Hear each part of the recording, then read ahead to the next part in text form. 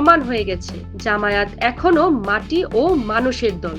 রাজনৈতিক বিশ্লেষকরা একে দেখছেন জামায়াতের এক নতুন কৌশল হিসেবে। এখনো যে সংগঠনটির অনেক সীমাবদ্ধতা, কিন্তু মাঠে নামার সাহস তারা দেখাচ্ছে। কেউ বলছেন এটা ভবিষ্যতে আওয়ামী লীগ বিএনপি বিরোধী বৃহত্তর জোটের পরীক্ষামূলক একটা পদক্ষেপ।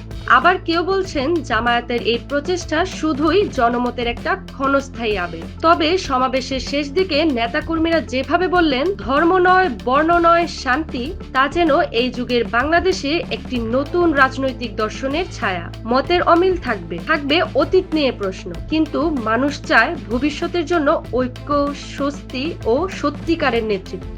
জামায়াতে ইসলামী কি সত্যিই বদলে যাচ্ছে, নাকি এটা শুধুই একটি রূপান্তরের অভিনয়? সেই উত্তর হয়তো সময়ই দেবে। তবে এই সমাবেশ যে দেশের রাজনীতিকে কিছুক্ষণের জন্য হলেও নড়িয়ে দিয়েছে, তাতে কোনো সন্দেহ নেই। আপনার কি মনে হয়, জামায়াত কি